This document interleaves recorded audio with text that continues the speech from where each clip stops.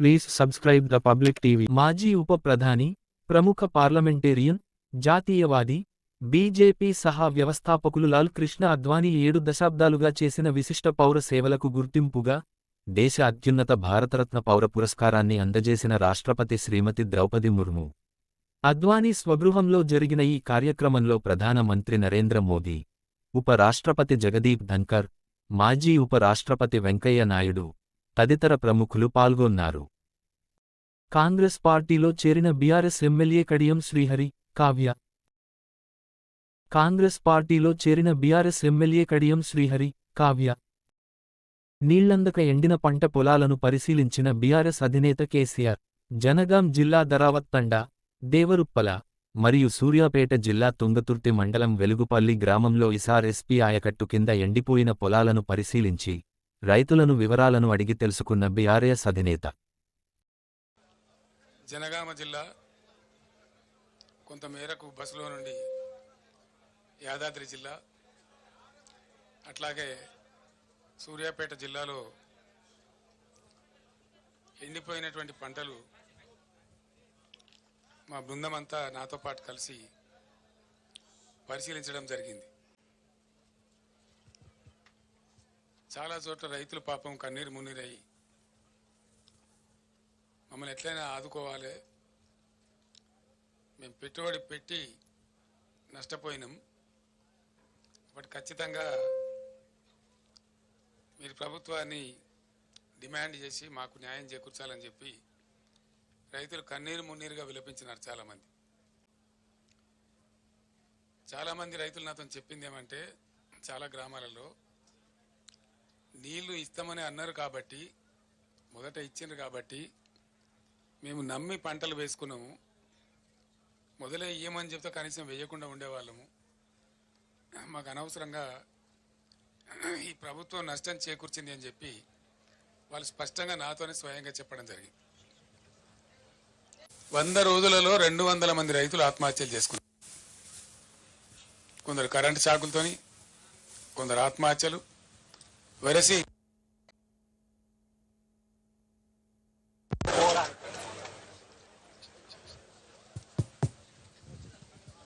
ఇట్లా పోతా వస్తూ ఉంటుంది కరెంటు.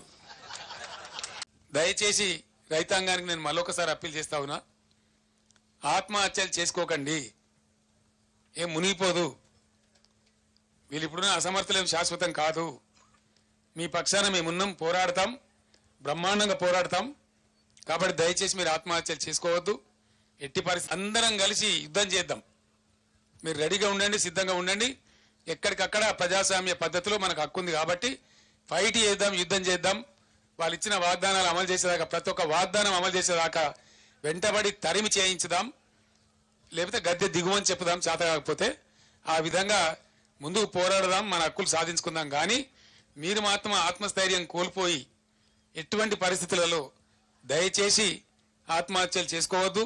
సూర్యాపేటలో మిషన్ భగీరథపై మాజీ సీఎం కేసీఆర్ చేసిన వ్యాఖ్యలను ఖండించిన మంత్రి సీతక్క, రాష్ట్ర వ్యాప్తంగా ఈ రోజున త్రాగునీటిని గత ప్రభుత్వం కంటే సమర్థవంతంగా ప్రతి ఇంటికి అందిస్తున్నామని, నేను కూడా ఎప్పటికప్పుడు అధికారులతో మాట్లాడుతూ అన్ని అంశాలు తెలుసుకుంటూ పబ్లిక్కు నీటి కొరత రాకుండా చర్యలు చేపట్టాలని ఆదేశిస్తున్నానని, మా ప్రభుత్వానికి సలహాలు, సూచనలు ఇస్తే తీసుకునేందుకు సిద్ధంగా ఉన్నామని, అంతే తప్ప అర్థం పర్థం లేని విమర్శలు, బురద చల్లే ఆరోపణలు కరెక్ట్ కావని విమర్శించారు. రైతాంగం విషయంలో కానీ, మహిళల విషయంలో కానీ, వాళ్ళ పేద ప్రజల విషయంలో కాంగ్రెస్ పార్టీ ఏవైతే 6 గ్యారెంటీల హామీ ఇచ్చిందో వాటిని అమలు చేయకుండా చేతులెత్తేసింది. ఇప్పటికే జీతాలు ఇవ్వడానికే దాదాపు 18,000 కోట్ల రూపాయలు అప్పు తీసుకొచ్చింది. వాళ్ళు 6 గ్యారెంటీలను ఏ విధంగా అమలు చేస్తుందో కాంగ్రెస్ పార్టీ ఇప్పటికీ స్పష్టత లేదు. కాంగ్రెస్ పార్టీలో 2,500 రూపాయలు మహిళల అకౌంట్లు ఇస్తున్నారు, 4,000 రూపాయలు ఆసరా పెన్షన్స్ ఇస్తున్నారు, 5 లక్షల రూపాయలు ఇల్లు జాగాలు లేని వాళ్ళకి ఇస్తున్నారు. ఇదొక రకమైతే, ముఖ్యంగా రైతాంగం విషయంలో గతంలో బీఆర్ఎస్ పార్టీ ఏ విధంగా మోసం చేసిందో తెలంగాణ రాష్ట్ర రైతాంగాన్ని, అదే పందాను కాంగ్రెస్ పార్టీ కొనసాగిస్తా ఉన్నది. కసబ్ మరియు అతని సహచరుడితో పోరాడి గాయపడిన 26/11 hero Sadanand date, Maharashtra cadre IPS అధికారి నేషనల్ ఇన్వెస్టిగేషన్ ఏజెన్సీ చీఫ్గా బాధ్యతలు స్వీకరించారు. అయోధ్యకు వెళ్లాలనుకునే యాత్రికుల కోసం హైదరాబాద్ మరియు అయోధ్యల మధ్య నేరుగా విమానాన్ని ప్రారంభించాలనే నా అభ్యర్థనను అంగీకరించినందుకు కేంద్ర పౌర విమానయాన మంత్రి సింధియాకు ధన్యవాదాలు తెలిపిన కేంద్ర మంత్రి కిషన్ రెడ్డి.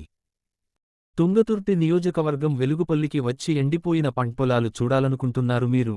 మీ నాటకాలు బంద్ చేయాలని అన్న భువనగిరి పార్లమెంట్ కాంగ్రెస్ అభ్యర్థి చామల కిరణ్ కుమార్ రెడ్డి.